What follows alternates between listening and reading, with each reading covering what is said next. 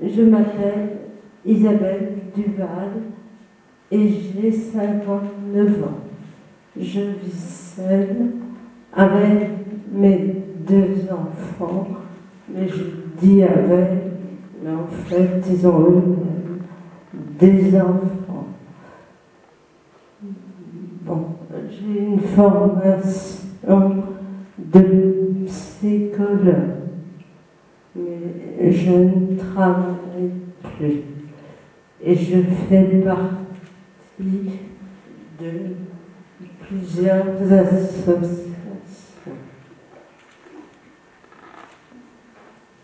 Et maintenant, lorsque je rencontre quelqu'un pour la première fois, nous échangeons un sourire, un regard confiant, mais souvent, dès que je prends la parole, je peux lire la déception dans le regard de mon interlocuteur. Il va falloir faire un effort pour la comprendre. J'interprète ainsi leur regard. Rencontre impossible qu'entame cette femme qui fait de la publicité par téléphone. Après m'avoir entendu vous répondre le plus gentiment possible, elle éclate d'un rire moqueur, puis demande « Pourquoi vous parlez comme ça ?» Je suis toujours meurtrie par ces situations, mais c'est à l'AVF et en Fraternité des Malades que j'ai pu changer mon regard. C'est en effet dans ces lieux que j'ai rencontré d'autres personnes ayant les mêmes difficultés que moi, voire bien plus importantes que les miennes.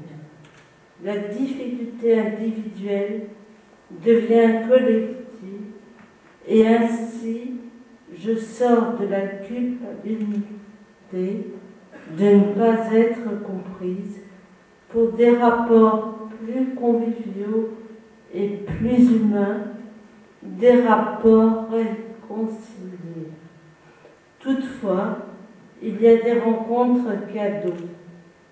Récemment, mon frère, qui a la même maladie que la mienne, est venu passer 15 jours à la maison. Lui et moi ne sommes plus les mêmes qu'autrefois. Je lui ai donc offert ma disponibilité pour qu'il se sente accueilli tel qu'il est aujourd'hui. Au fur et à mesure que le temps passait, on a senti que notre relation grandissait en durant et en progressant. La prière nous accompagnait. Nous avons préparé son passage vers un nouveau lieu de vie où il devrait être autonome. Pas facile, même si nous étions habités par la confiance. J'ai été marquée par sa grande simplicité et j'ai eu à cœur de lui faire connaître mon réseau d'amis. Finalement, cette rencontre va se concrétiser sous la forme d'un livre que nous appellerons « À 2 voix ». La rencontre peut être aussi ratée. Un jour que j'allais très mal dans la salle d'attente de mon médecin, j'entends une dame dire tout fort à son mari « Tu vois, tu te plains tout le temps, mais si tu étais comme elle… » J'aurais voulu prendre cette réflexion avec humour et me lever de ma chaise pour faire un pas de danse avec le mari, car le fait de bouger en rythme développe plus facilement mes membres. Mais quelquefois, quand je trouve cela trop dur, je me tais.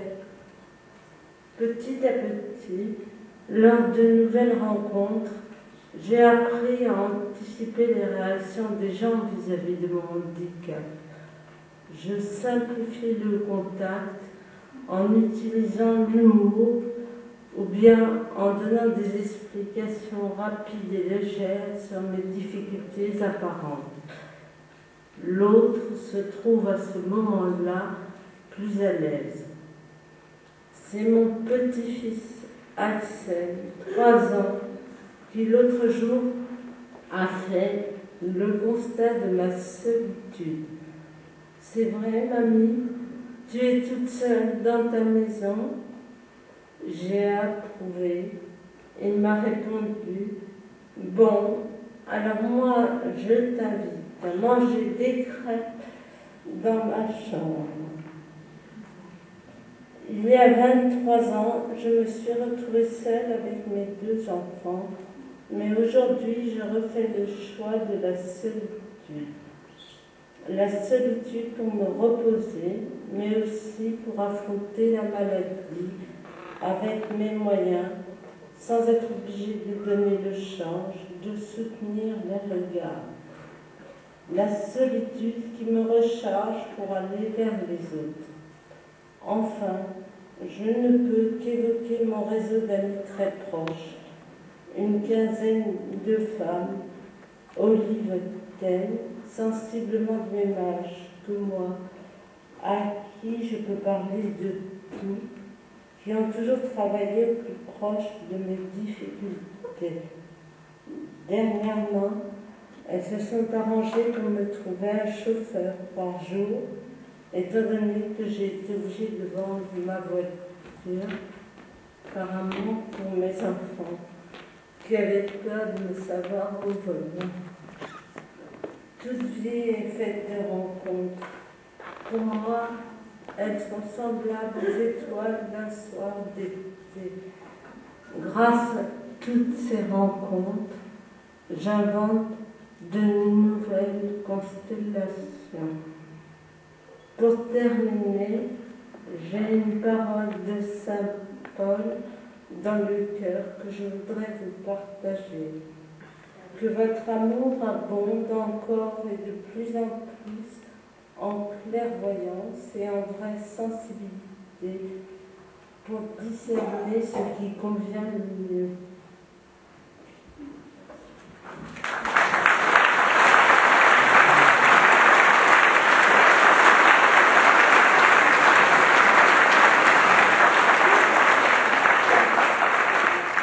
Merci Isabelle.